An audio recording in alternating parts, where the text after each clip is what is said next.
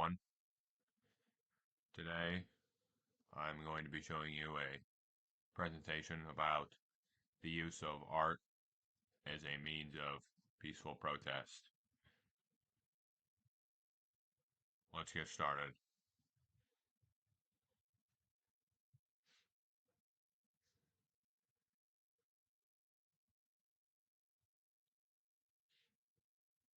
Propaganda. Propaganda is widely considered to be a systemic effort to manipulate others' beliefs.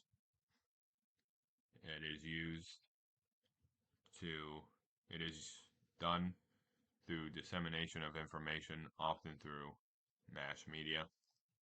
Propaganda uses strong symbolism and sensationalism.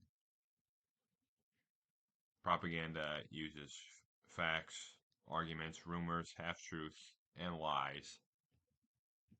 And propaganda can take the form of words, gestures, monuments, etc. Perhaps the most popular kinds of propaganda came from Nazi Germany and the Soviet Union, usually in the form of political art. Art can be a powerful way to express beliefs in an expressive, creative, and visually meaningful fashion. Here's a poster from the National Socialist German Student Union in 1935. This is the kind of political art and posters that you see out of Nazi Germany a lot in this time. Strong symbolism using the swastika, um, dramatic looking fonts, and exaggerated caricatures such as this individual you see holding the flag is the typical kind of art form that you see out of Nazi Germany from the time. And obviously, their use of propaganda was widely documented. Despite all of this, propaganda is not inherently bad. However, it has to be used ethically in order for that to work. Propaganda and political art can be effective and moral if it is true and it's transparent.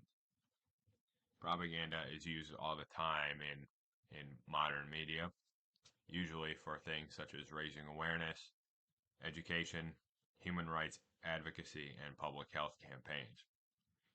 A popular example of propaganda could be any ad that you see for things such as using seatbelts.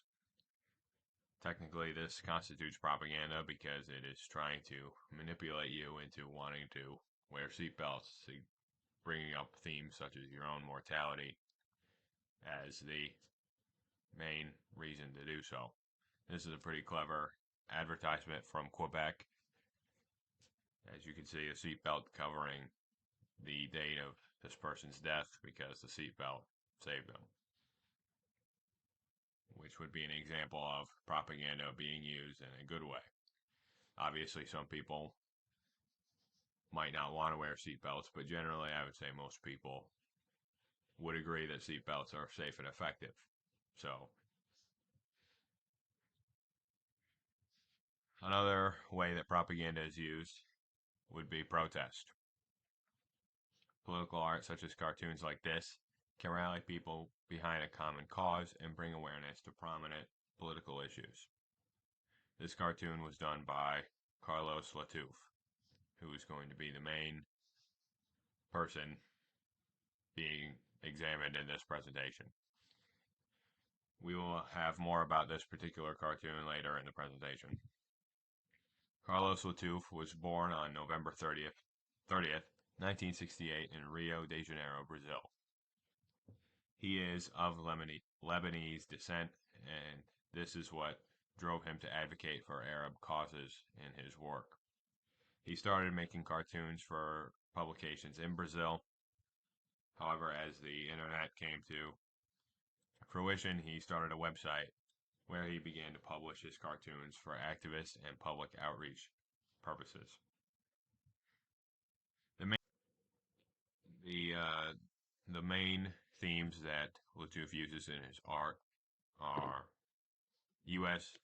military intervention, anti-capitalism, and primarily the war between Israel and Palestine. Um, as for his art style, he is known for his limited use of color, as you can see in these two cartoons. The main colors are black, white, and gray. However, he does use um, colors to emphasize particular elements of the design, such as the use of blue in these two for Israeli symbols and red for, I guess, violence or bloodshed. Um, so you can also see that he uses symbolism, and his designs are relatively simple, not overly complicated, pretty straightforward as to what he's trying to say.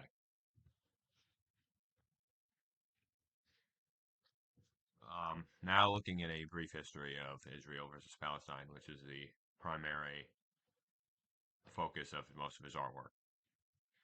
Between 1917 and 1948, Britain created a mandate to establish a national home for Jewish people in Palestine. Uh, this came, this definitely gained more traction after the events of World War II and the Holocaust.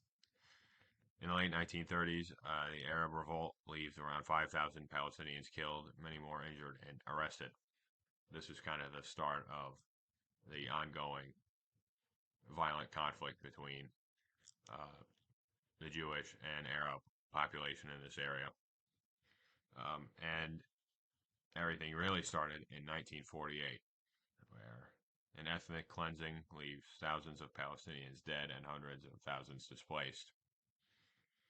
It was around this time where Israel was established.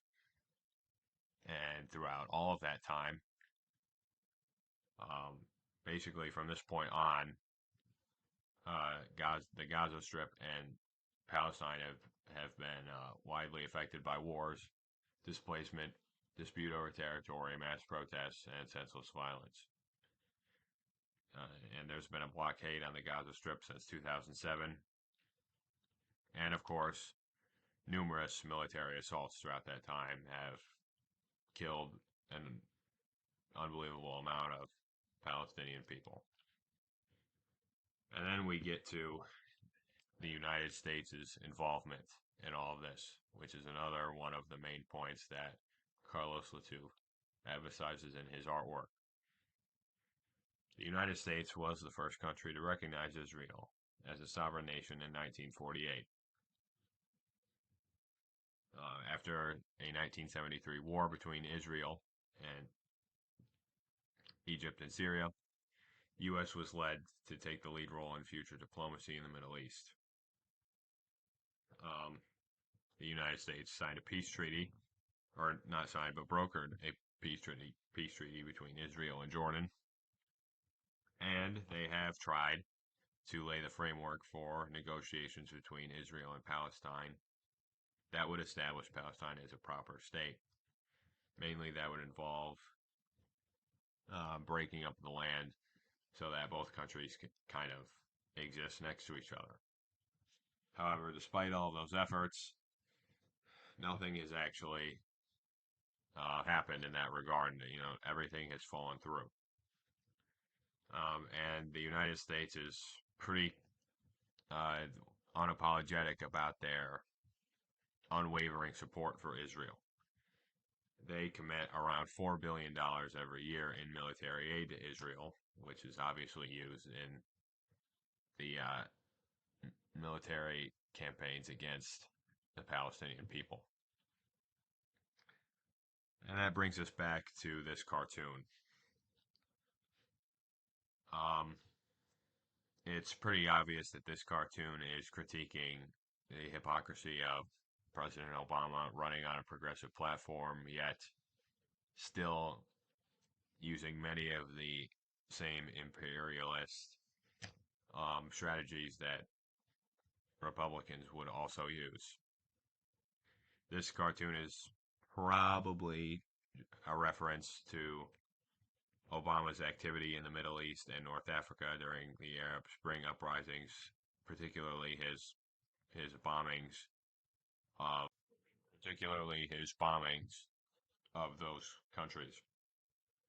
And on top of that, Obama has also repeatedly defended Israel in the midst of violent military offenses against Palestinians, especially in 2012 and 2014, where thousands were killed. And even looking at current times, President Biden continues to do the same thing.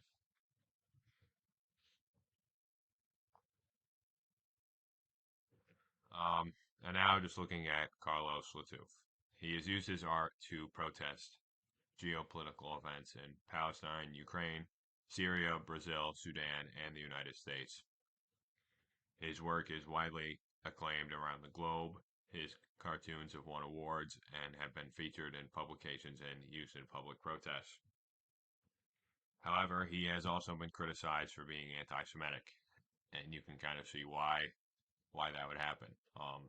Most of his artwork has anti-Israel themes, and obviously, if you don't agree with that, you could probably consider a lot of his work that is highly sensationalized and exaggerated to be anti-Semitic in nature. However, again, that largely depends on what your perspective on the matter is. And when he was asked if he saw his work as a tool for resistance, he responded, "Without a doubt," which leads to this final quote: "When you put your work at the service of social causes, of people's struggles, of militants, and of protesting activists, they will use your art for their struggle, and it becomes a tool for resistance." There is no doubt that Carlos Latuff has influenced many people through his artwork and has motivated them to, I guess, have an opinion on this, and especially in modern times as this war has become more and more, um, I guess, important. There's no question that his artwork has definitely inspired a lot of people to advocate for the Palestinian side of the conflict. So yeah, I would say that's about it. Thanks for watching, and I will see you all in the next one.